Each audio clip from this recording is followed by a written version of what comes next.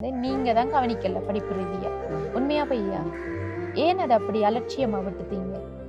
Thanks sir, நீங்கள் சொன்னதுக்கு. இப்போ இந்த பிரச்சனையை யோசிச்சு பிள்ளைய படிக்க வைக்காம விட்டது பிள்ளைகளுக்காக எங்களுக்கு பிரச்சனை வரும். இப்போ நீங்க சரி, உங்களுக்கு அட்வைஸ் சொல்ற அளவுக்கு எனக்கும் வயசு இல்லை, இருந்தாலும் எனக்கு தெரிஞ்ச விஷயங்களை சொல்லியிருக்கேன்.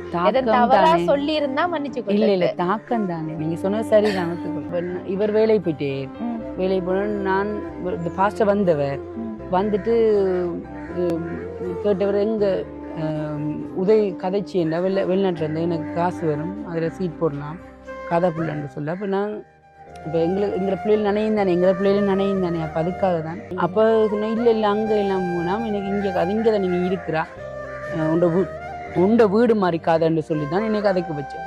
பாஸ்டர் ஒருத்தர் எங்களுக்கும் தெரியல விளக்கம், இவங்க தான் சொல்கிறாங்க. ஒரு பாஸ்டர் இவங்க இது உங்களோட வீடுன்னு சொல்லி கதைங்க இதுக்குரிய உதவியை எடுத்து தாரம்னு சொல்லி திரும்ப ஏழாமல் போலீஸ்க்கு எனக்கு சபை போட்டாங்க. திரும்ப அங்கே போய் இங்கே தீர்வு காண இல்லாத எனக்கு என்று சொல்லி போலீஸில் இருந்து போயிட்டு வந்ததுக்கு பிறகு 3 நாளையால் தண்ணியை கட்டுட்டாங்க. வர கழுத்துக்கு வெட்ட வேண்டிய வெட்டி நின்று 42 தையல். 42 தையல் இதெல்லாம் நெக்லாஸ் எல்லாம் போட்டு இழுத்தவங்க.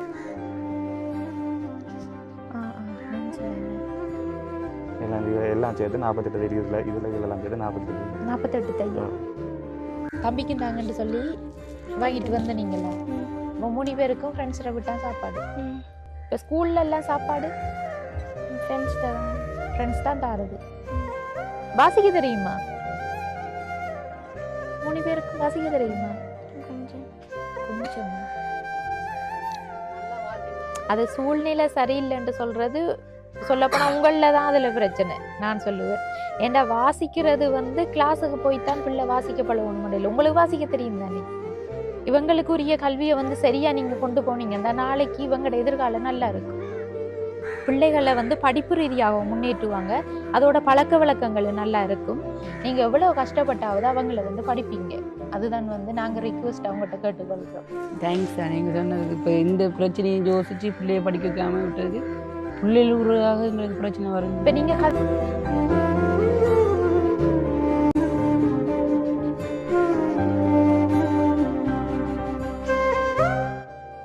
அனைத்து உறவுகளுக்கும் வணக்கம். இலங்கையிலிருந்து ஜேபி பிளாக், நான் உங்கள் பிரியா. இன்றைக்கு நாங்கள் திருகோணமலை மாவட்டம் ஆனந்தபுரி அப்படின்ற கிராமத்துக்கு தான் வந்திருக்கோம். என்ன விஷயமானு சொன்னால், புதுசாக ஒன்றும் இல்லை, கஷ்டப்பட்ட மக்களுக்குரிய உதவிகளை செஞ்சு கொடுக்கறதுக்காக தான் வந்திருக்கோம். அந்த வகையில் இந்த குடும்பத்தோட பிரச்சனையை பார்த்தா இவங்களுக்கு இருக்கிறதுக்கு வீடு இல்லாத ஒரு சூழ்நிலையில் தற்காலிகமாக இன்னொரு இடத்துல இருந்து கொண்டிருக்காங்க. அதுலேயும் அண்ணாவும் அக்காவும் அவங்களுக்கும் உடல் ரீதியாக பிரச்சனைகள் இருக்குது. 3 பிள்ளைகள் என்று சொல்லியிருந்தாங்க. 3 பாடசாலைக்கு போகிற பிள்ளைகள், சாப்பாட்டு ரீதியாகவும் கஷ்டப்படுறோம்னு சொல்லி நாங்கள் சல்லி கிராமத்தில் வீடியோ எடுத்துகிட்டு இருந்த டைம் அண்ணா வந்திருந்தார். அப்போ எங்களை சந்தித்து தான் அவர் நிலவரம் தொடர்பாக கதைச்சவர். அப்போ அதில் தான் இவர் விளக்கங்களை கேட்டுட்டு நேரடியாக பார்த்தா தான் வீட்டு நிலவரம் தெரியும்னு சொல்லி நாங்கள் வந்த இடத்துல பார்த்தா உண்மைக்குமே கஷ்டப்பட்ட ஒரு சூழ்நிலையில் தான் இருக்காங்க. இன்றைக்கு கூடி வீட்டில் சமையல் இல்லையாம். சாப்பாட்டுக்கு பிள்ளைகள் தங்களோட ஃப்ரெண்ட்ஸ் மாறுற வீட்டை போய் சாப்பாடு வாங்கி கொண்டு தான் இப்போ சாப்பிட்டு கொண்டு இருக்காங்க. இப்போ வாங்க அவங்களோட கஷ்ட நிலவரம் தொடர்பாக நம்ம அவங்ககிட்டே பேசி தெரிஞ்சு கொள்ளலாம். அதுக்கு முன்னாடி எங்களோட சேனலை ஃபர்ஸ்ட் டைம் பார்க்கிங்கன்னு சொன்னால் மறக்காமல் சப்ஸ்கிரைப் பண்ணிவிட்டு பெல் ஐக்கனே கிளிக் பண்ணுங்கள். அப்போ தான் நாங்கள் போடுற ஒவ்வொரு வீடியோஸையும் உங்களால் தவறாமல் பார்க்கக்கூடியதாக இருக்கும். இப்போ வாங்க போய் அந்த குடும்பத்தோடு பேசி அவங்களோட சூழ்நிலைக்கு ஏற்றவாறு உதவிகளை நம்ம செஞ்சு கொடுக்கலாம்.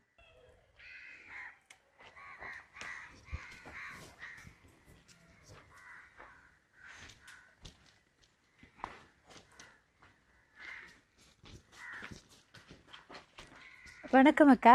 வணக்கம். எப்படி இருக்கீங்க? நல்லா சார்.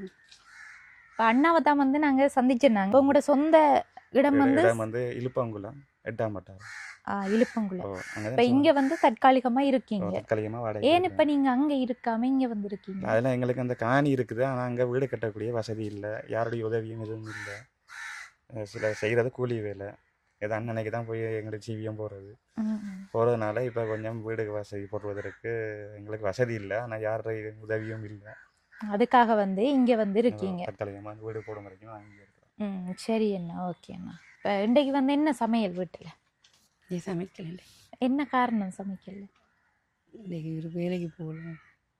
வேலைக்கு போகாதால வீட்டில் பொருட்கள் இல்லை அப்படியா? இன்றைக்கி எங்கே சாப்பிட்ட நீங்கள்? அம்மா வீட்டை. ஏதோ ஃப்ரெண்ட்ஸில் வீட்டை போயிருக்காங்கன்னு சொன்னீங்க. நீங்கள் ஃப்ரெண்ட்ஸில் வீட்டில் போயிட்டு ஓ, அங்கே தான் போயிட்டு சாப்பிட்டுக்கிறேன். எங்கே போய் சாப்பிட்டு வரீங்க? ஃப்ரெண்ட்ஸ் வீட்டு. இப்போ அம்மா வீட்டுன்னு சொன்னேனே. சாப்பிட்டுட்டு அப்படியே அங்கே அம்மா வீட்டை பார்த்து அம்மாவோட வீட்டை போயிட்டு வர்றீங்க, ஃப்ரெண்ட்ஸில் வீட்டை சாப்பிட்டு. ஓ, நீங்களும் எங்கே சாப்பிட்ட? ஃப்ரெண்ட்ஸ் வீட்டு. ஃப்ரெண்ட்ஸ் வீட்டை. இப்போ இவங்க 2 பேரும் அங்கே சாப்பிட்ட. உங்களோட தம்பி இப்போ கூப்பிட்டு வரணும். ஓ, இவங்கள வந்து காணலண்டு அவர் கூட்ட போனவர். அப்போ அவர் சாப்பிடலையா? இல்லை, அவரும் சாப்பிட நானும் சாப்பிடல. இப்போ வந்து நாங்கள் அவர் இப்போ போயிட்டு தங்கச்சி கூட்டு நீங்களும் சாப்பிடல? அப்போ இன்னும் காலையில் சுட்ட ரொட்டி இருக்குது. விலங்கல்ல காலையில் சுட்ட ரொட்டி இருக்குது. அதை தான் நீங்கள் தேங்காய் பூ போட்டு சம்பளம் போட்டு சாப்பிடுங்க. இப்போ டைம் ஆயிட்டு. இப்போ இந்த 3 மணியா என்ன சரி, நீ இவங்களும் வந்து அதனை உண்டாருந்து சாப்பிடலாம்ட்டு இருக்கு. வெயிட் பண்ணிட்டு இருந்தது. சரி, நீங்கள் எங்கே போன? நீங்கள் மறந்துருக்கு ஆஸ்பத்திரி போனாங்க. பிரியா சார் ஆஸ்பத்திரிக்கு மறந்துருக்க போனாங்க. மகனுக்கு காய்ச்சல். ஓகே. இது வந்து நீங்கள் இருக்கிற வாடகை கொடுத்தா இருக்கீங்க? ஓ, வாடகை இல்லை. வாடகை இல்லை. கஷ்டம் தானே. இவருக்கு ஹார்ட்டில் ஆப்ரேஷன் பண்ணது, அதில் கஷ்டப்பட்டு வேலை செய்யலாது. அண்ணாவோ ஆப்ரேஷன் பண்ணதா? சொல்லவே இல்லைன்னா. கஷ்டப்பட்டு வேலை செய்யலாம், அதனால வேலை கூட பலத்த வேலைகள் செய்யலாது. சரியா சரியா. இப்போ வந்து என்ன விஷயம்னா, நான் வந்து சொன்ன உடனே அக்கா சொன்ன விஷயம் என்னென்னு சொன்னால், நான் வந்து புதுசாக வீடியோவில் கதைக்க சொல்கிறீங்க. என்னென்னு நான் கதைக்கிறேன், எனக்கு வந்து கதைக்கிற எல்லாம் தெரியாதுன்னு சொன்னாங்க.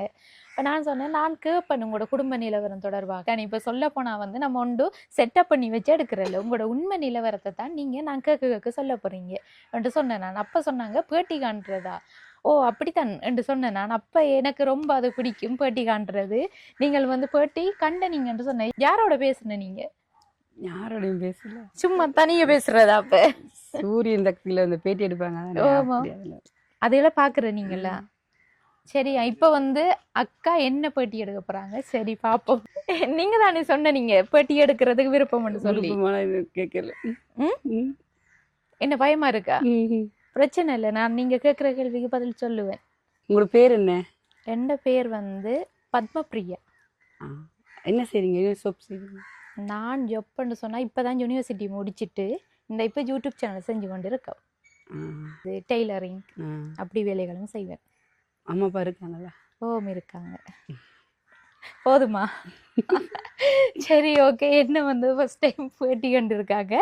சரி, நம்ம இருந்து கதைப்போம். சரியா. இந்த வீடு வந்து காட்டுறதுக்கு பெரிய அளவு இல்லை, கொஞ்சம் சுற்றி காட்டிக்கொள்ளுங்க. அந்த சீட்டெல்லாம் உடைஞ்ச நிலையில் இருக்குன்னு. ஏன் இது வந்து இப்படியே இருக்கு? இது ஜூஸ் பண்ற இல்லை நீங்க? அங்கால மட்டும்தான். மழை பெய்யுற டைம் ஒழுகுது. இப்போ டாய்லெட் வசதி எல்லாம் இருக்குதா? டாய்லெட் வசதி இருக்குது. தண்ணி தான் இங்கே கொஞ்சம் ரொம்ப கஷ்டமா இருக்குது. தண்ணி வசதி இல்லை. தண்ணி பின்னால் ஒரு வீட்டில் நாங்கள் போய் எடுக்கிறோம். வேணும்னா நீங்கள் அதை நீங்கள் பார்க்கலாம், பிரச்சனை இல்லை. அது தேவையில்லை.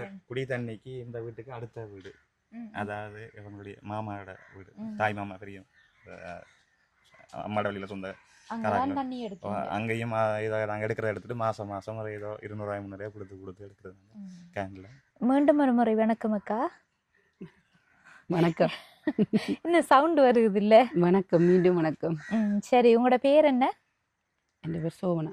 எத்தனை வயசு உங்களுக்கு? 39 வயசு. எத்தனை பிள்ளைகள்? 3 பிள்ளைகள். 3 பேர். மூத்தாளுக்கு எத்தனை வயசு? மூத்தாளுக்கு 12 வயசு. இப்போ இந்த வீட்டில் நீங்களும் உங்களோட கணவரும் 3 பிள்ளைகளும் 5 பேர் இருக்கீங்க. உங்களுக்கு வந்து சொந்த வளவு எங்கே இருக்குது? இழுப்பங்குளம் கிருஷ்ணகோயில் பின்துண்டு இழுப்பங்குளம் என்ற இடத்துல இருக்கு. அங்கே வந்து இருக்காது காரணம் அங்கே வீட்டு வசதிகள் இல்லை. இப்போ வெறும் வளவு மட்டும்தான் இருக்கு. வீடு இல்லை. சரி அக்கா. இப்போ இங்கே எவ்வளவு காலமாக இருக்கீங்க நீங்கள் இந்த வீட்டில்? இப்போ 2 வருஷம். 2 வருஷமாக இருக்கீங்க. வாடகை இல்லாமல் 2 வருஷம் பராமரிப்புக்காக இருக்கீங்களா? நாங்கள் வேறு வீடு கிடைக்காத பட்சத்தில் அதான் இப்போ வீட்டுக்காராக்கள் வந்து வாடகை இல்லாமல் உங்களை இருக்க விட்டுருக்காங்கண்டா, வீட்டெல்லாம் பராமரிச்சுட்டு வளவு இதெல்லாம் கூட்டி க்ளீன் பண்ணிட்டு அப்படி இருங்கன்னு சொல்லி விட்டுருக்காங்களா? அப்படி தான் இருக்கீங்க. சரி, அதோட வந்து டாய்லெட் வசதி இருக்கு, தண்ணீர் வசதி இல்லைன்னு சொன்ன நீங்க. ஆனா இப்படி பார்த்தா அந்த லைன் இது போட்டிருக்காங்க, லைன் தண்ணி தாரத்துக்குரிய. அது தண்ணி வீடு கட்டலன்னு சொல்லி விட்டுட்டாங்க. தண்ணி பில் கட்டலன்னு சொல்லி வெட்டிட்டாங்களா? எவ்வளவு கிடக்கு கட்டுறதுக்கு? இப்போ 32 எண்பது 32,000மா? என்ன ஒவ்வொரு ஆள் ஒவ்வொரு கதை. அண்ணா வந்து எங்கள்கிட்ட வந்த உடனே சொன்னார் வந்து தண்ணி பில் வந்து அவங்க வெட்ட சொல்லிட்டாங்கன்னு சொல்லி. அப்படிதான் கழுதம் கொடுத்து வெட்ட சொல்லியிருக்கேன். அப்போ நீங்கள் கரண்ட் தண்ணி பில் கட்டலன்னு வெட்ட சொன்னு சொல்கிறீங்க? அப்படிதான் அவர் லெட்டர் எழுதி அவர் தான் கொடுத்து வெட்ட சொல்லியிருக்கு. 32,000 ரூபா இருக்குது என்று சொல்லி தொகை சொல்லி எழுதி வெட்ட சொல்லி. 32,000 ரூபா இருக்குன்னு சும்மா சொல்லல, அதானே இருக்கிறதால தானே சொல்லலாம். இப்போ உங்களோட தண்ணி பில் எவ்வளவு இருக்கு உண்மையில்? 32 தான் இருக்கு. 32,000 இருக்கு. அப்படி இருந்தால் யாரெண்டாலும் வெட்டுவாங்க தானே. ஏன் வந்து இவ்வளவு கூட வர வச்சதுக்கு காரணம் என்ன? வேலை இல்லைங்க பெருசாங்க. சரி, இன்றைக்கு வந்து வீட்டில் சாப்பாடு இல்லைன்னு இப்போ நேற்று சமைச்சு சாப்பிட்டேன் நீங்களா? நேற்று சமைச்சேன். நேற்று என்ன சமையல் வீட்டில்? இது பருப்பு கறியும் சோறு. இப்போ அரிசி வந்து கொஞ்சமும் இல்லையா வீட்டில்? இப்போ நைட்டுக்கு என்ன சாப்பாடு கொடுக்குறதா உத்தேசம் பிள்ளைகளுக்கு? அம்மாவோட அம்மாவோட எங்கள் உதவி கேட்டு தான் பெற்றுக்கொண்டு தான் சமைச்சு. இது இப்போ நீங்கள் இருக்கிறது வந்து யார் வீடு இது? உங்களுக்கு தெரிஞ்சவங்க சொந்தக்காரவங்க அப்படியா?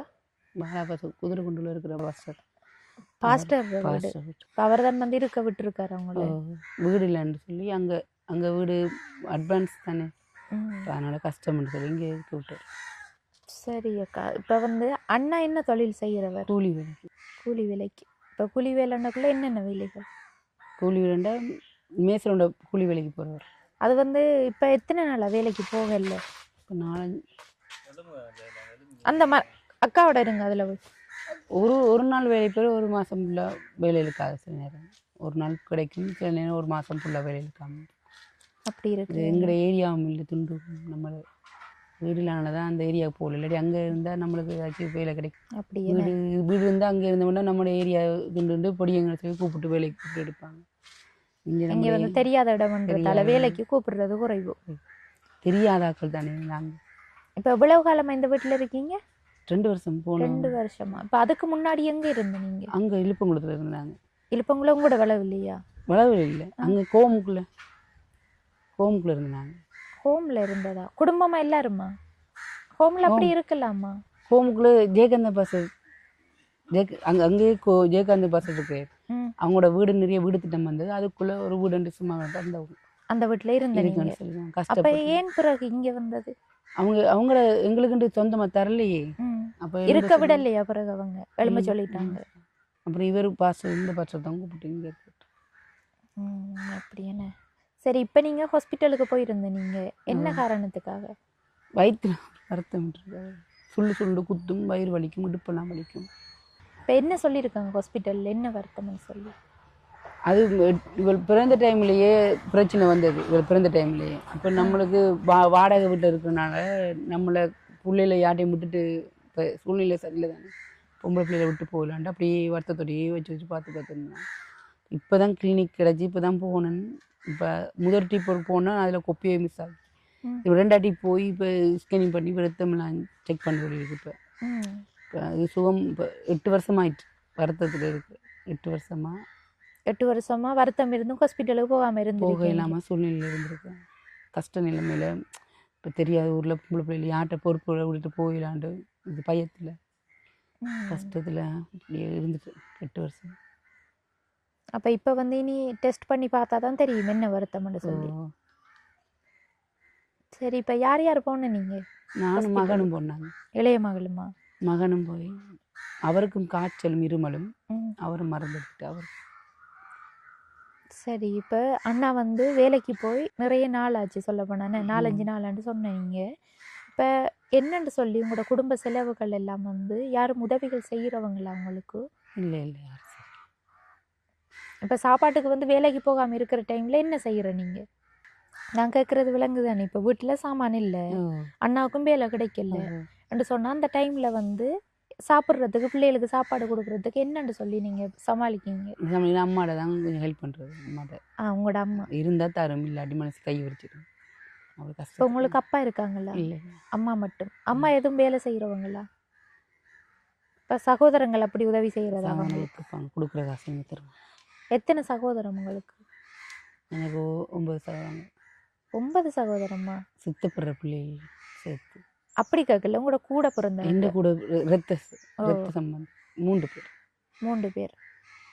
3 வந்து பொம்பளை பிள்ளைகளா இல்லை? அண்ணா உண்டு, ம். அடுத்து அக்கா உண்டு, 3 அண்ணா கடைசி. பிள்ளைங்க இல்லை. அண்ணா உண்டு, மூத்தது அண்ணா. ஆ. அண்ணா கல்யாணம் கட்டி ஒய்ஃபு பிரச்சனையில செத்து போயிட்டா. அவரோட பிள்ளைய அம்மா தான் எடுத்து வளர்த்தா. அப்புறம் அக்கா கல்யாணம் கட்டி பெரிய குளத்தில் இருக்கிறா. பெரிய குளத்தில் 3 பிள்ளை, அவருக்கு 3 பிள்ளை. அவங்க அவங்க இருக்கிறாங்க, நல்லா இருக்காங்க, பாசதான் வீடு கட்டி அவங்களோட இதில் நல்லா வாழ்கிறாங்க. அவங்க பிரம்பா.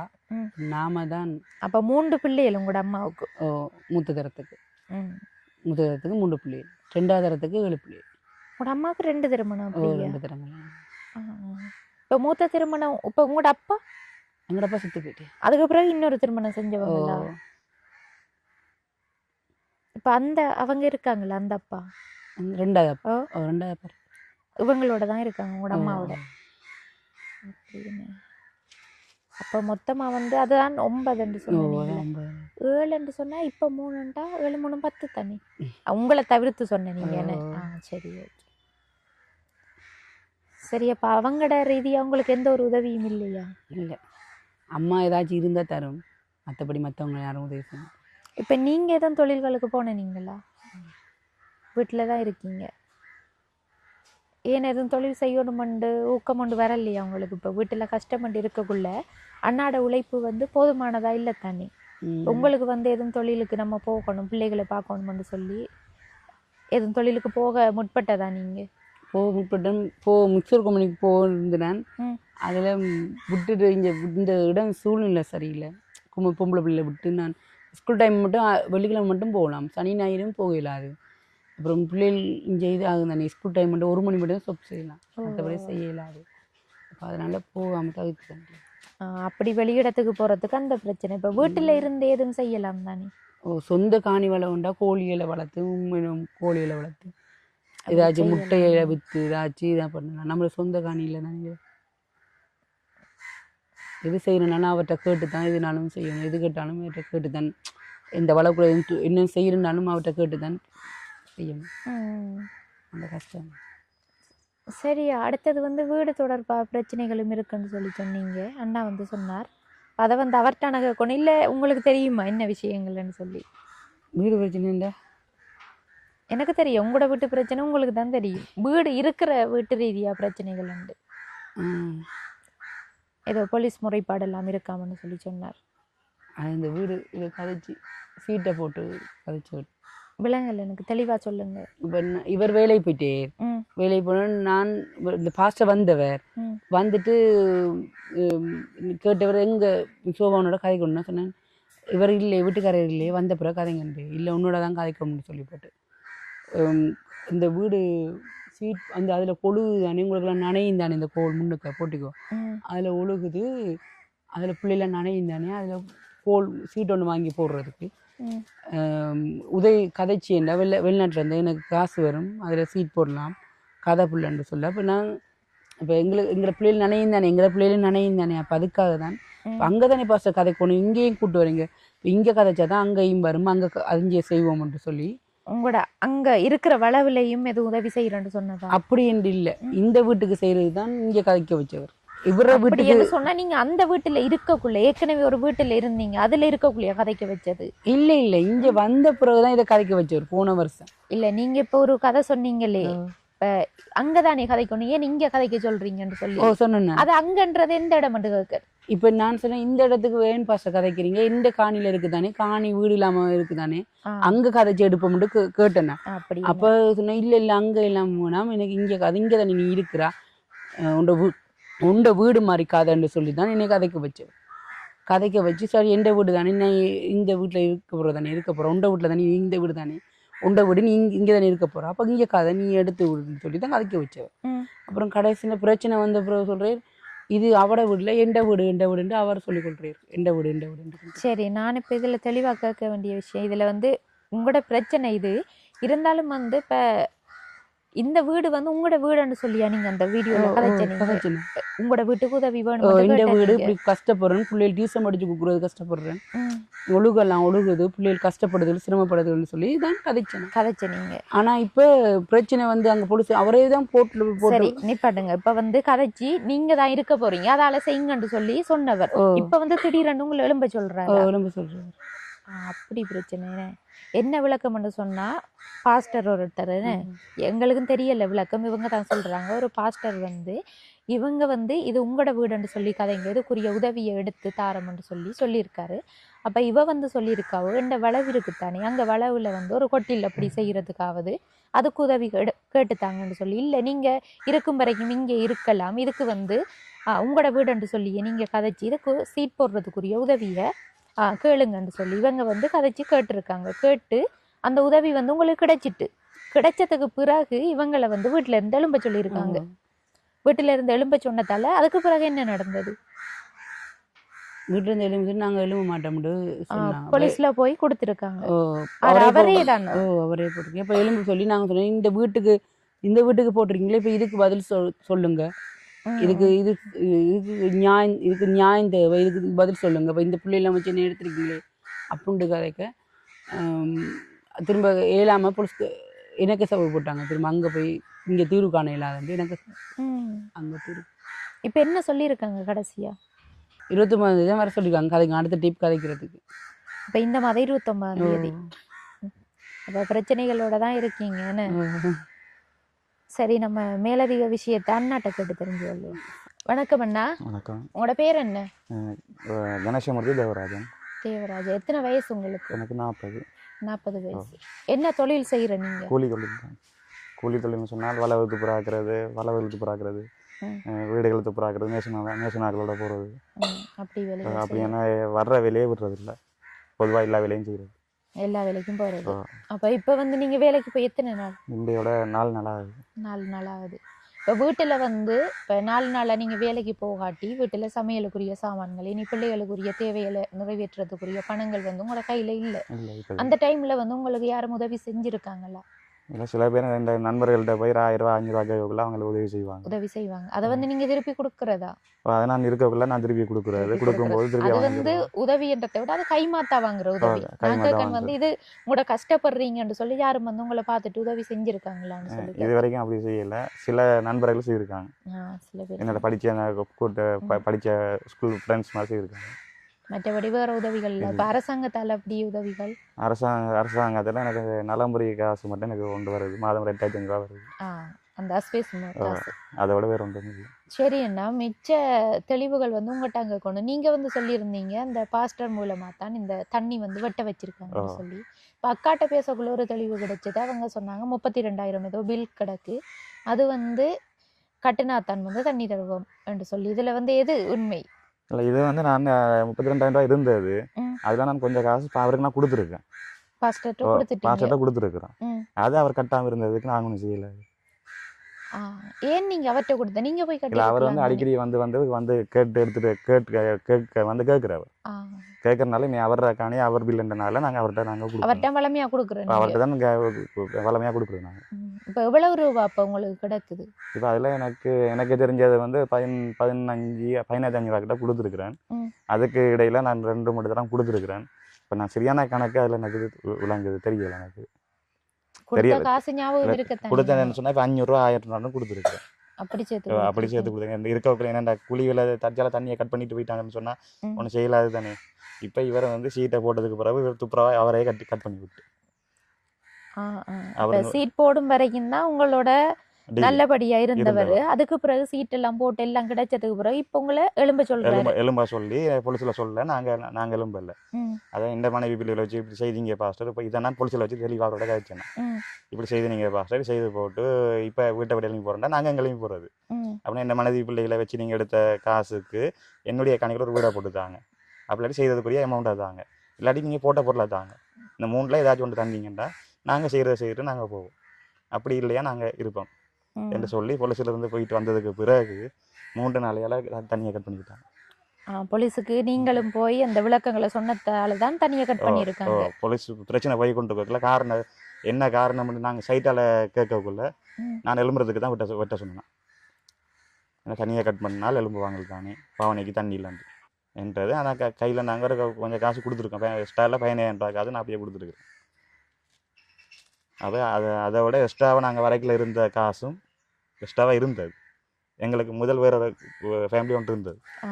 அந்த காசு பெயிண்டிங்கில் இருந்து வந்திருக்கு. அப்போ அந்த காசெல்லாம் சேர்த்து தான் 32,000 ரூபா, நான் 17,500 ரூபா நான் கையில் கொடுத்தேன். அதுக்கு பிறகு நான் இடையில கொஞ்சம் 1000 500 சொல்லி கொடுத்துருக்கு.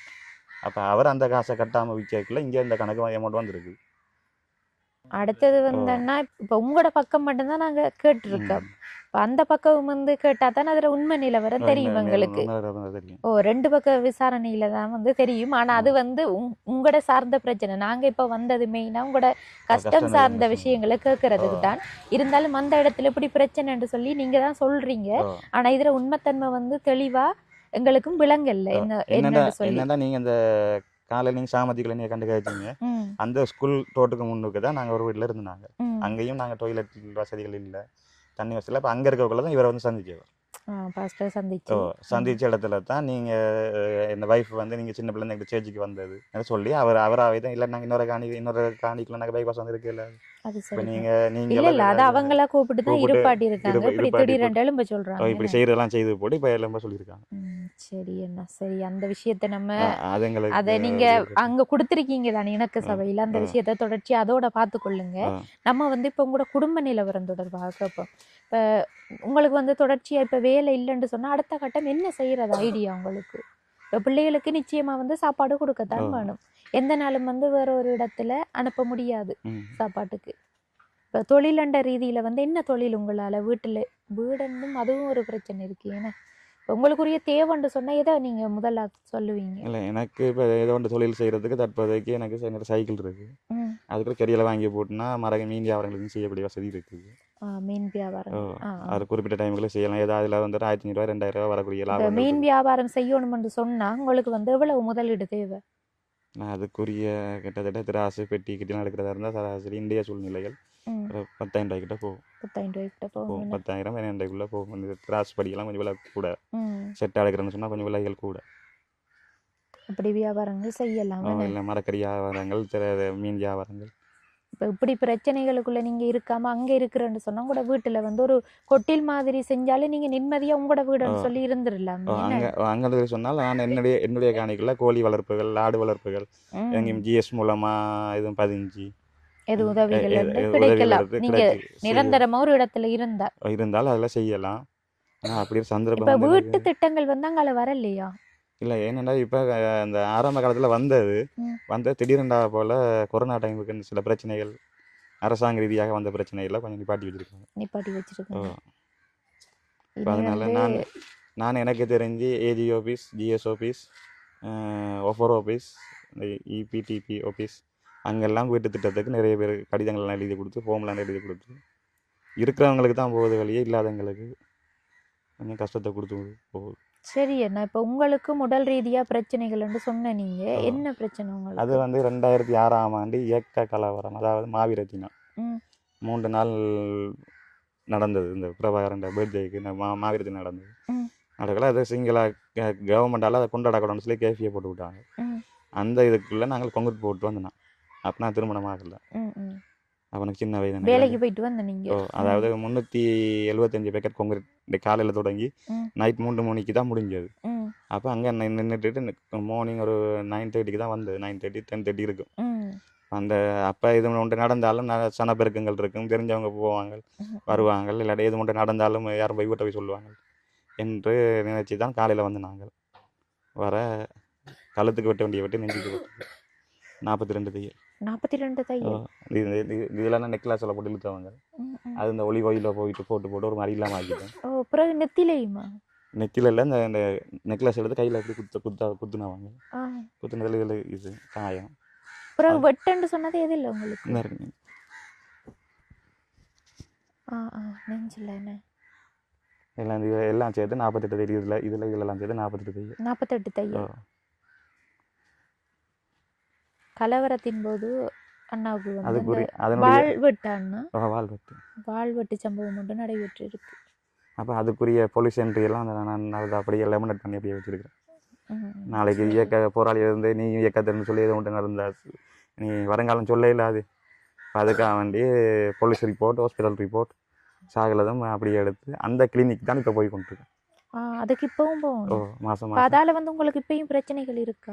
சிலவில் அந்த ஹார்ட் ஒர்க் வேலைகள் செய்தால் கொஞ்சம் அதான் உங்களுக்கு அந்த ஹார்ட் பிரச்சனை மாதிரி இப்போ நான் சும்மா அந்த சைக்கிள் ஓடி வரைய அப்போ கலைச்சது பார்த்தீங்கன்னா இந்த அப்படியே ஒரு இது ஒன்று எனக்கு கொண்டு இருக்கு. மற்ற அந்த அத்தியவாரங்களுக்கெல்லாம் பெரிய கரங்களில் தூக்கி கொண்டு போய் போடக்குள்ள இல்லாட்டி ஒரு 5 அடி கீழே இருந்து 5 அடி தாளுதல் டொய்லெட் குழி கொத்தி மண் அடிக்கக்குள்ள கலைக்கும் இல்லாமல் போகும், கொஞ்சம் இல்லாமல் போகும். அதனால ஒரு வேலை இருந்தும் சில டைமில் போயிடலாம் ஒரு ஸ்கூலுக்கு. சரி, ஓகே. என்ன அவ்வளோ நேரம் கதைச்சது. அடுத்து வந்து உங்களோட பிள்ளையோட கதைச்சு கொள்ளுவோம். சரி, 3 பேரும் வந்து வந்திருக்காங்க. உங்களோட பேர் என்ன? சாருணியா. எத்தனை வயசு உங்களுக்கு? 12. உங்களோட பேர்? செரோபியா. எத்தனை வயசு? 8. உங்களோட பேர்? சாமுவேல். எத்தனை வயசு? 10 வயசு. சாமுவேல், செரோபியா, ஷாரோனியா. எல்லாம் வந்து ஷாவில் வச்சிருக்கீங்க. என்ன காரணமோ தெரியல. என்ன உங்களோட ஷோ பண்ண அந்த வரிசையிலே எடுத்துட்டீங்க. சரி, ஓகே. சரி, உங்களுக்கு 12 வயசு. 6ஆம் ஆண்டு படிக்கீங்க. 7ஆம் ஆண்டு. ஓ சாரி, 7ஆம் ஆண்டு. 11 வயசு தானே. எந்த ஸ்கூலுக்கு போகிற நீங்கள்? 3 பேர் ஒரே ஸ்கூல் தான். என்னத்தில் போய் வர்றது? நடந்துதான். தூரமா இங்கே இருந்து? பக்கத்தில் தான். கிளாஸுகளுக்கெல்லாம் போகிறதா? ஏன் போகிறல்ல? காசு இல்லை. என்ன 2 பேர் காதலையும் தோடு இல்லையா? மற்ற தோடும் போட இல்லையா? கவரிங் தோடு? ஏன்? காசு வாங்கல. அதுவும் இல்லையா? இல்லை, சிலவங்களுக்கு வந்து அப்படி போட்டால் அலர்ஜிக் மாதிரி காது வந்து காயங்கள் ஏற்படுற அதால் போட இல்லையா நீங்கள்? இல்லை, உண்மையில் அது வாங்குறதுக்கும் பணம் இல்லையா? புண் வைக்கிறது. அதைத்தான் கேட்கண்ணா. இப்போ அந்த அது போட்டால் உங்களுக்கு ஒத்துக்கொள்றது இல்லை. உங்களுக்கும் தானா? சரி, அன்றைக்கு வந்து வீட்டில் சமைக்கல. காலையில் என்ன சாப்பிட்ட நீங்கள்? ரொட்டி சாப்பிட்ட நீங்கள். மதியம் ஃப்ரெண்ட்ஸரை விட்ட. நீங்கள் சாப்பிடலையா மதியம்? கட்டி கொண்டு வந்திருக்கீங்களா? யார்கிட்ட இருந்து வாங்கிட்டு வந்த சாப்பாடு? எங்க இருந்து சாப்பாடு? ஃப்ரெண்ட்ஸ்கிட்ட கட்டி கொண்டு வந்து தம்பிக்குண்டாங்கன்னு சொல்லி வாங்கிட்டு வந்தீங்களா? 3 பேருக்கும் ஃப்ரெண்ட்ஸரை விட்டா சாப்பாடு. பிரச்சனை இல்லையா? அவங்க தருவாங்களா உங்களுக்கு சாப்பாடு இல்லாட்டி? யார ஃப்ரெண்ட் இதில் 3 பேர் இல்லை? உங்களோட ஃப்ரெண்ட்ஸ். உங்களோட ஃப்ரெண்டை விட்ட மற்ற தம்பிக்கும் தங்கச்சிக்கும் சேர்த்து வாங்கிட்டு வந்திருக்கீங்க. சரி, அவங்க வந்து உங்களோட சொந்தமா இல்லை இங்கே வந்ததுக்கு பிறகு பழக்கமா? இங்கே வந்து இப்போதான் பழக்கம். இப்போ எது மட்டும் சொன்னால் உங்களுக்கு உதவிகள் செய்வாங்க. இப்போ ஸ்கூல்ல எல்லாம் சாப்பாடு ஃப்ரெண்ட்ஸ் தான் தரது. இப்போ ஸ்கூலுக்கு போகிறதுக்குரிய சாமான்கள் எல்லாம் இருக்குதா உங்கள்கிட்ட? கொஞ்சம் பெண் வசதி தான் இல்லை. பெண்கள் இல்லை. கொப்பி சாமான் எல்லாம் யார் வாங்கி தந்தது? அப்பா காசு இருக்கும்போது வாங்கி தருவார். ஸ்கூலுக்கு போகிறதுக்கு என்ன திங்ஸ் இல்லை இப்போ உங்கள்கிட்ட? பெண்கள்லாம் கொஞ்சம். பெண்கள் தான் இல்லை. ஷூ எல்லாம் இருக்குதா?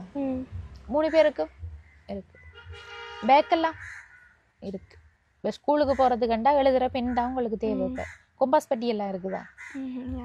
அதெல்லாம் ஜூஸ் பண்ணுறதே இல்லை. ஜூஸ் பண்ணுறது ஆனால் கொம்பாஸ் காசு இல்லைன்னு காசு இல்லைன்ட்டு வாங்க இல்லை. சரி, இப்போ நீங்கள் வந்து மெக்ஸ் படிக்கக்குள்ளெல்லாம் அந்த கொம்பாஸ் பட்டி தேவை தானே? ரூலர், கவராயம் சாமான் எல்லாம் அதெல்லாம் ஃப்ரெண்ட்ஸ்கிட்ட மாறி எடுக்கிறதா? கிளாஸுக்கு போகிறது அதெல்லாம் போக வேணும் தானே 3 பேரும் கிளாஸுக்கு. இதில் யார் கட்டிக்காரு? 3 பேர்லையும் கட்டித்தனமாக படிக்கக்கூடிய ஆள் யார்? 3 பேரில் பார்ப்போம். 2 பேரும் தானா? எத்தனையாம் பிள்ளை வருவீங்க நீங்கள்? காசு வேணுமெண்டு அதில் ரிப்போர்ட் கொடுக்கணும். ரிப்போர்ட்டுக்கு வந்து ஸ்கூலில் காசு கொடுக்கறது. அப்போ அந்த ரிப்போர்ட்டுக்குரிய காசு கொடுக்கறதுக்கு இல்லை. அதெல்லாம் ரிப்போர்ட் இல்லை உங்கள்கிட்ட? 3 பேர்ட்டையும் இல்லை. உங்களுக்கு தெரியும். உங்களுக்கு இருக்கு, இவக்கு மட்டும் இல்லையா?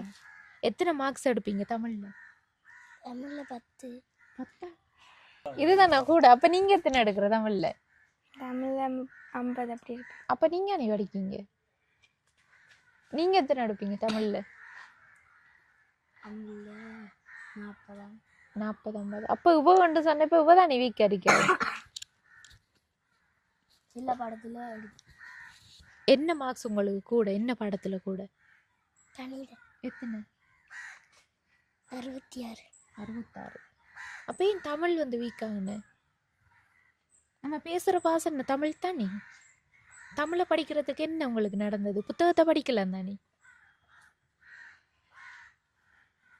படிப்பு வீதம் கொஞ்சம் குறைவு தான் எனக்கா மொழி பேரும். கிளாஸ்ன்றது ஒரு பக்கம் இருக்கட்டும். இப்போ கிளாஸ் வந்து முக்கியமாக வந்து இங்கிலீஷ், அடுத்தது வந்து மேக்ஸ், சயின்ஸ் அதுகளுக்கு நிச்சயமாக தேவை. மற்ற பாடங்கள் எல்லாம் இந்த வயசில் அவங்களா படித்து விளங்கி கொள்ளலாம். இந்த தமிழ், சமயம் அதெல்லாம் வந்து நீங்களா படிக்கலாம் தானே. உண்மையில தானே. வாசிக்க தெரியுமா? 3 பேருக்கும் வாசிக்க தெரியுமா? கொஞ்சம். கொஞ்சமா? நல்லா வாசிப்பாங்க. இங்கே வந்தால சூழ்நிலை சரியில்லை, அதனால கொஞ்சம் வாசிக்கலாம். அது சூழ்நிலை சரியில்லைன்னு சொல்றது சொல்லப்போனால் உங்களில் தான் அதில் பிரச்சனை நான் சொல்லுவேன். ஏன்டா வாசிக்கிறது வந்து கிளாஸுக்கு போய்த்தான் பிள்ளை வாசிக்க பழகணும் இல்லை. உங்களுக்கு வாசிக்க தெரியும் தானே. நீங்களே வந்து சொல்லி கொடுத்துருக்கலாம். பிள்ளைகளில் இதில் ஒரு தப்புமே சொல்லல நம்ம. ஏன்னாண்டா அவங்க நீங்கள் உங்கள் 2 பேர்லையும் தான் நான் பிள்ளை சொல்லுவேன் வாசிக்க தெரியலாட்டி. ஏனென்று சொன்னால் இப்போ கல்விக்கும் வறுமைக்கும் வந்து சம்மந்தப்படுத்த இயலாது நம்ம. நீங்கள் வந்து படிப்பிச்சிருக்கலாம், அவங்கள வாசிப்பெல்லாம் சொல்லி கொடுத்துருக்கலாம் நல்லா. இப்போ உங்களோட நிலைமை தான் நாளைக்கு அவங்களுக்கு வரப்போகுது, அதை நீங்கள் யோசிக்கணும். இப்போ நிறைய வந்து அதிகமாக நம்ம இங்கே பார்க்குற விஷயங்கள் வந்து கணவர் விட்டுட்டு போனால் வீட்டு வேலைகளுக்கு போகிறது தாய்மார்கள், அதோட வந்து வேறு எதுவும் வெளிநாடுகள் போகிறது, வெளிநாட்டில் போய் அங்கே பிரச்சனைகள் ஏற்படுறது, இதெல்லாம் தான் இங்கே அதிகமாக இருக்குது. உங்களுக்கே தெரிஞ்சிருக்கும். குறிப்பாக நிறைய இடத்துல திருகோணமலை மாவட்டத்தை பொறுத்தவரையில் ஒரு குடும்பத்தை பார்க்க போனால் அந்த இடத்துல கணவர் விட்டுட்டு போயிருப்பார், 2 திருமணங்கள் நடந்திருக்கும், அப்படியான சம்பவங்கள். இது வந்து பிள்ளைகளை வந்து நம்ம அவங்களுக்குரிய கல்வியை கொடுத்து வளர்த்தா அந்த பிள்ளை வந்து அந்த வழிக்கு போகிறதும் இல்லை. பிறகு வந்து ஒரு ஆளை நம்பி இருக்க வேண்டிய அவசியமும் இல்லை. அவங்களோட தேவைகளை வந்து அவங்க பூர்த்தி செஞ்சு கொண்டு அவங்க வந்து சந்தோஷமாக வாழுவாங்க. அதுக்கு வந்து நீங்கள் கொடுக்க வேண்டிய விஷயம் வந்து கல்வி மட்டும்தான். இவங்களுக்குரிய கல்வியை வந்து சரியாக நீங்கள் கொண்டு போனீங்கன்னா நாளைக்கு இவங்களோட எதிர்காலம் நல்லா இருக்கும். உங்களுக்கும் விளங்குதா நான் சொல்கிறது? எனக்கு என்ன தெரியல விளங்குதான்னு சொல்லி. இப்போ ஓரளவுக்காவது படிக்க தெரிஞ்சிருந்தா தான் ஏதாவது ஒரு தொழில் செய்யலாம் நம்ம வருங்காலத்தில். கடைசி ஓயலாவது பாஸ் பண்ணி இருக்கணும். நீங்கள் பாஸ் பண்ணியிருந்தா தான் படிக்கலாம். இவங்களை படிப்பிக்கணும்னு சொன்னால் இவங்களை வந்து இவங்களுக்குரிய சாப்பாடு கொடுக்க இயலாட்டி உண்மையில் நல்லா பார்க்கக்கூடிய கோமெல்லாம் இருக்குது. பிள்ளைகளை வந்து படிப்பு ரீதியாக முன்னேற்றுவாங்க, அதோட பழக்க வழக்கங்கள் நல்லா இருக்கும், அவங்களுக்கு சாப்பாட்டு ரீதியான பிரச்சனைகளும் வராது. அப்போ உங்களுக்கு சம்மதம் வேண்டாம் பிள்ளைகளை வந்து அங்கே கொண்டு விட்டீங்கண்டா நீங்களும் வந்து தொழில் செஞ்சு ஒரு வீடையோ இல்லை அவங்களுக்கு தேவையான சாமான்களையோ தேடிக்கொள்ளலாம். பிள்ளைகள் வந்து நல்லபடியாக வளர்ந்து வருவாங்க. அது வந்து ஏன்னா உங்கள் 2 பேருக்கும் வந்து வருத்தம் இருக்குது. இப்போ நீங்கள் 2 பேரும் வந்து உழைச்சி இவங்களோட செலவுகள் எல்லாம் பார்த்து படிப்பிக்கிறன்றது உண்மையில கஷ்டம். அப்படியான ஒரு யோசனையை வந்து நீங்கள் யோசித்து பார்த்து இவங்களோட நல்லத்துக்காக எதிர்காலத்துக்காக நீங்கள் அப்படி செய்யலாம். அது உங்களோட தனிப்பட்ட விருப்பம், நீங்கள் யோசித்து அதை முடிவெடுங்க. ஆனால் பிள்ளைகளை பார்க்க எனக்கு உண்மையில் நல்லா படிக்கிற பிள்ளைன்னு கேட்க இவன்ட்டு சொல்ல இவட மார்க்ஸை கேட்க 10ன்னு சொல்ல உண்மையில் கவலையாக போயிட்டு என்னடாப்பான்னு சொல்லி. உங்களுக்கு படிக்கிறதுக்கு விருப்பம் இருக்குதா? 3 பேருக்கும் என்ன சொல்கிறேன்னு எனக்கு விளங்குதில்லை இந்த விஷயத்தில். உங்களுக்கு வந்து என்ன திறமை இருக்குது 3 பேருக்கும் பார்ப்போம். சிலவங்களுக்கு வந்து பாட்டு படிக்கிற திறமைகள் இருக்கும், டான்ஸ் ஆடுற திறமைகள், நல்லா எழுதுகிற வாசிப்பு திறமைகள், அப்படி என்ன திறமை இருக்குது பார்ப்போம் உங்கள்கிட்ட? ஃபுட்பாலா? ஃபுட்பால் அவள் விளையாட்டு ரீதியாக. உங்கள்கிட்ட மெக்கானிக்கல். என்ன நீங்கள் என்ன மெக்கானிக் வேலை செய்வீங்க? மணிக்கூட திருத்துவீங்களா? டான்ஸ் ஆடுவீங்களா? இப்போ டான்ஸ் பாடம் ஆடுவீங்க? இல்லை இன்னும் இல்லையேண்ணே. எத்தனையாம் வகுப்புக்குள்ள? 3. சரி 3ஆம் வகுப்புண்டா. நீ 6ஆம் ஆண்டுக்கு பிறகு தான் நீ தெரிவு பாடம் எடுக்கணும். என்ன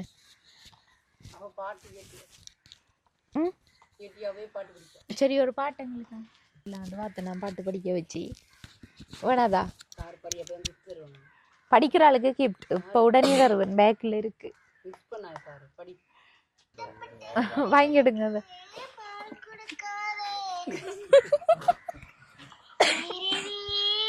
இது அண்ணா வந்து எடுத்துட்டு வந்துருக்கார். இவ படிச்ச பாட்டா? சரி என்ன பாட்டுண்டு அப்போ?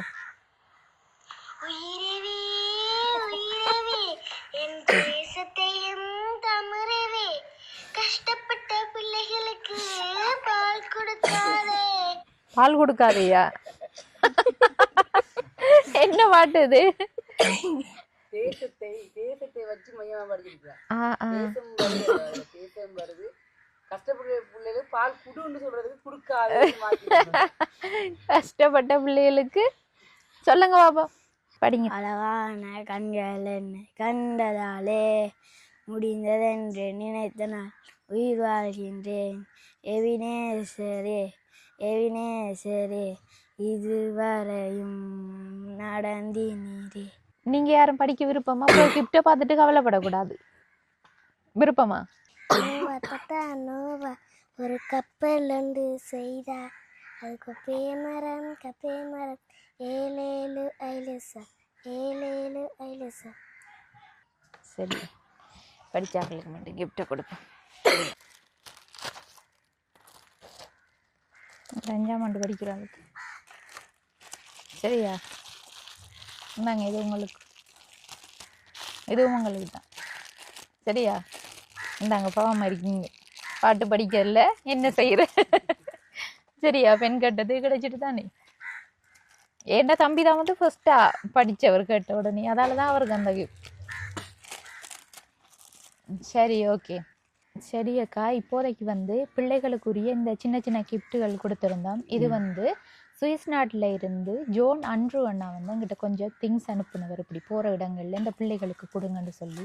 அதிலிருந்து தான் உங்களோட பிள்ளைகளுக்குரிய இந்த சாமான்களையும் நாங்கள் கொடுத்துருக்கோம். அவருக்கு வந்து என்ன சொல்ல விரும்புகிறீங்க? அவங்களுக்காக நான் பிரார்த்தனை பண்ணுறேன், அவங்களோட குடும்பத்துக்கு அவங்களுக்காக ஜெபிக்கிறேன், ஏசுப்பாட்டு சொல்லி. சரி, ஓகேக்கா. அடுத்தது வந்து இப்போதைக்கு எங்களால் முடிஞ்ச ஒரு உதவியை வந்து செய்கிறோம். இதில் வந்து எவ்வளோ காசு இருக்குன்னு சொல்லி பாருங்க.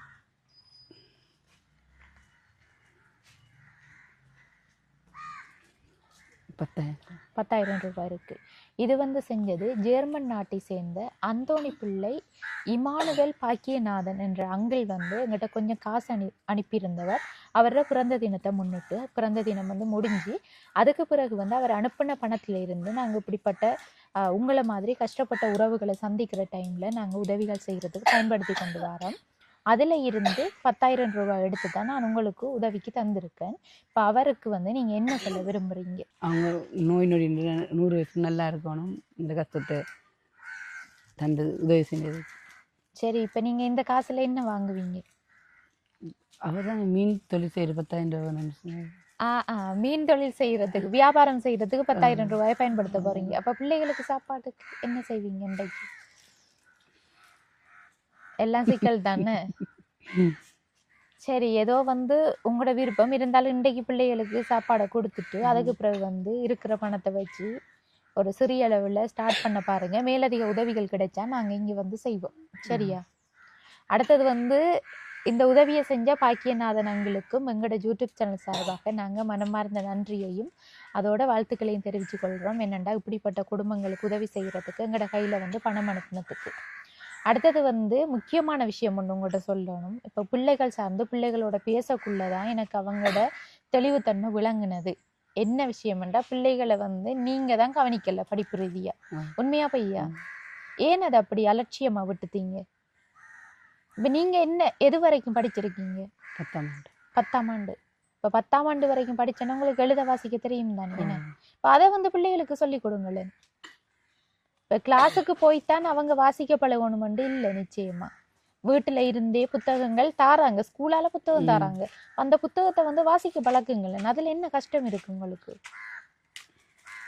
நான் 3 மணிக்கு டைம் டேபிள் போட்டு படித்து கொடுக்குறேன். நான் 3 மணிலேருந்து 4 மணி மட்டும் 1 மணி தான் படித்து கொடுத்துட்டு திரும்ப கொஞ்சம் நேரம் விளையாட விட்டு திரும்பியும் கொஞ்சம் நேரம் படித்து கொடுக்குறேன். நான் பிறகு என் பிள்ளைகள் வாசிக்க, எனக்கு இந்த பிரச்சனை வந்தோடனே எனக்கு மன கஷ்டம், சிந்தனை கஷ்டம், எல்லா கஷ்டமும் வந்துட்டு. நீங்கள் இதை ஒரு பிரச்சனையாக நினச்சி கஷ்டப்பட்டு இருந்தா நாளைக்கு இதை விட பெரிய பிரச்சனைகளை சந்திக்க நேரும் பிள்ளைகளால். பிறகு அதை நினச்சி நீங்கள் சரியாக கவலைப்படுவீங்க. பிள்ளைகளுக்குரிய கல்வியை நீங்கள் சரியான வழியில் கொடுத்தீங்கன்னு சொன்னால் அவங்க தவறான வழிக்கும் போகிறதில்லை. அதோட வந்து எதுவும் பிரச்சனைன்னு சொன்னால் அவங்க சார்ந்த எல்லா விஷயத்தையும் வந்து அவங்க படித்து அதில் வர உழைப்பில் அவங்க செஞ்சு கொள்ளுவாங்க. அதோட உங்களையும் நல்லா பார்த்து கொள்ளுவாங்க. அவங்க கல்வி கொடுக்கறது தான் இப்போதைக்கு உங்களோட முக்கிய கடமை வந்து அவங்களுக்குரிய சாப்பாடும் கல்வியும் கொடுக்கறது தான். அது இது தேட வேண்டியது இப்போதைக்கு தேவையில்லை உங்களுக்கு. நீங்கள் எவ்வளோ கஷ்டப்பட்டாவது அவங்கள வந்து படிப்பீங்க. அதுதான் வந்து நாங்க ரிக்வெஸ்ட் அவங்ககிட்ட கேட்டுக்கொள்றோம். தேங்க்ஸ் நீங்கள் சொன்னதுக்கு. இப்போ இந்த பிரச்சனையை யோசிச்சு பிள்ளைய படிக்க வைக்காம விட்டதுக்கு பிள்ளைகளுக்காக எங்களுக்கு பிரச்சனை வரும். இப்ப நீங்க கதைக்கக்குள்ள பாத்திருப்பீங்க தானே, உங்களுக்கு மனக்கவலையா போயிருக்கு நம்மட பிள்ளைகள் இந்த நிலைமையில இருக்குதுகளான்னு சொல்லி.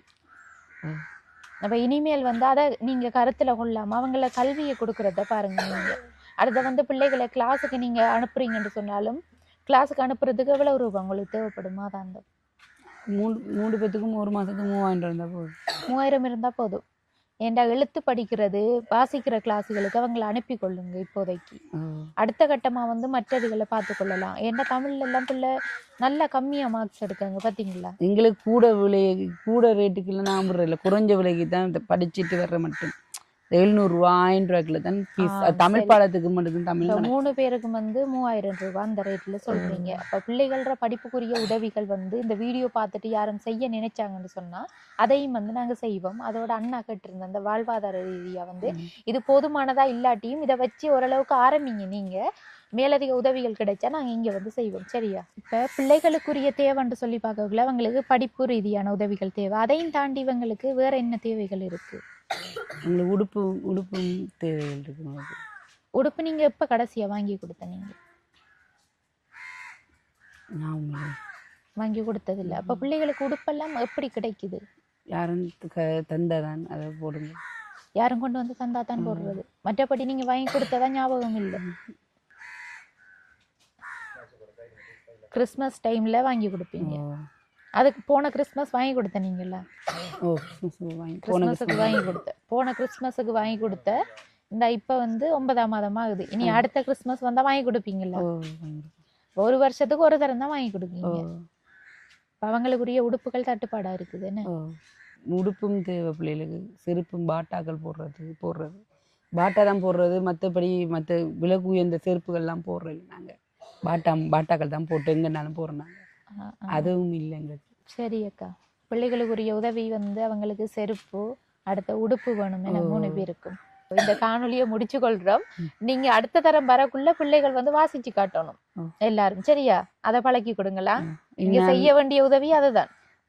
இதை மெயின் பிள்ளைகளூடாக வேற பிரச்சனை வரும். விலங்குதானே இதை பிரச்சனையா நினைச்சீங்களா? இதை தாண்டி பெரிய பிரச்சனைகள் வரலாம். பிள்ளைகளுக்கு படிப்பு தான் முக்கியம். அதை நீங்க சரியா செய்யுங்க. சரி, உங்களுக்கு அட்வைஸ் சொல்ற அளவுக்கு எனக்கும் வயசு இல்லை. இருந்தாலும் எனக்கு தெரிஞ்ச விஷயங்களை சொல்லியிருக்கேன். தவறா சொல்லி இருந்தா மன்னிச்சுக்கொள்ள. இல்ல தாக்கம் தானே நீங்க சொன்னது சரிதான். தாக்கம் தானே மெயின் தாக்கம், மனசு தாக்கம் தானே. அதனால பிள்ளைகளை விட்டேன். இனி அதை யோசிக்காம அதை பாருங்க. சரி, அடுத்த தரம் சந்திக்கக்குள்ள இது உதவிகள் கிடைச்சா நாங்க வந்து செய்வோம். சரி, சொல்லுங்கண்ணா, என்ன விஷயம்?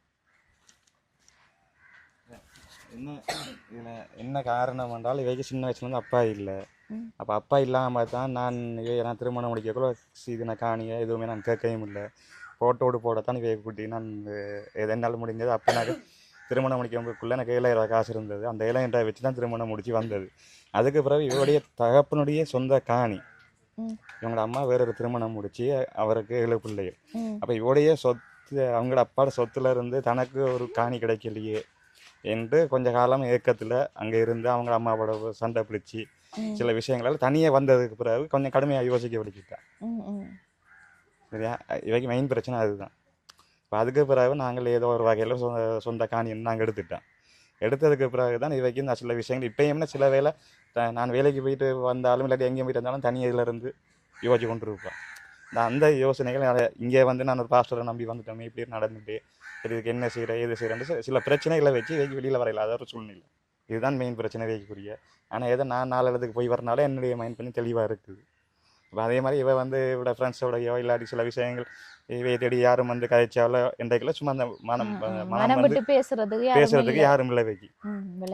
அப்போ அந்த ரீதியாக வந்து இவைக்கு வந்து அந்த அதனால தான் சில விஷயங்கள் யோசிச்சு இதாக கதைக்கிறது. இதுதான் இவருடைய மெயின் பிரச்சனை. இதுதான். சரி, என்ன வேற ஒன்றும் இல்லை. இப்போ வந்து எங்களால முடிஞ்ச அளவுக்கு நாங்க அது பிரச்சனை இல்லைல்ல, நாங்களும் சொல்லியிருக்கோம். அக்கா வந்து இனி வந்து அந்த பிரச்சனைகளை நீங்க மெயின்படுத்தாம பிள்ளைகளை பற்றி சிந்திச்சு அவங்கள பத்தி நீங்க அவங்களோட எதிர்காலம் தொடர்பா யோசிச்சு பார்த்து செஞ்சு கொள்ளுங்க. சரியா? சரி, நாங்கள் போயிட்டு வரோம். ஒன்றும் தப்பா சொல்லியிருந்தா மன்னிச்சு கொள்ளுங்கண்ணா. படிப்பு முக்கியம்ன்றதுக்காக தான் சொன்னேண்ணா. சரி, ஓகே. ஓகே, இந்த காணொளியில் நிறைவு தருணத்துக்கு வந்துட்டோம். இங்கே வந்து பேசினதுக்கு பிறகுதான் வந்து இவங்க குடும்ப ரீதியாக வந்து ஒரு சில பிரச்சனைகளும் இருந்துச்சு, அதையும் வந்து சொல்லியிருந்தாங்க. இருந்தாலும் வந்து நாங்கள் முக்கியத்துவப்படுத்துறது வந்து இவங்களோட வறுமை, அடுத்தது வந்து பிள்ளைகளோட கல்விக்கு.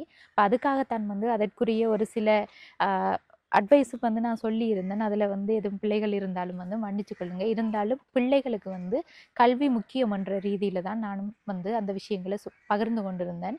அதையும் தாண்டி வந்து இந்த குடும்பத்துக்கு சாப்பாட்டு ரீதியாகவோ அல்லது வாழ்வாதார ரீதியாகவோ படிப்பு ரீதியாகவோ வந்து உதவிகள் நிச்சயமாக தேவை. அந்த உதவிகளை வந்து செஞ்சு தர நினைக்கிற நீங்கள் கீழே தெரிகிற நம்பரை தொடர்பு கொண்டு எங்கள் மூலமாக வந்து அந்த உதவியை இந்த குடும்பத்துக்கு செஞ்சு கொடுக்கலாம் என்று சொல்லிக்கொண்டு இந்த காணொலியை வந்து முடிச்சு கொள்கிறோம். மறக்காமல் இந்த காணொலி தொடர்பான கருத்துக்களை கமெண்ட் பண்ணுங்கள், லைக் பண்ணுங்கள், உங்களோட ஃப்ரெண்ட்ஸுக்கும் வந்து ஷேர் பண்ணுங்கள். மீண்டும் அடுத்த காணொலியை சந்திக்கும் வரை விடைபெறுவது ஜேபி பிளாக். பாய்.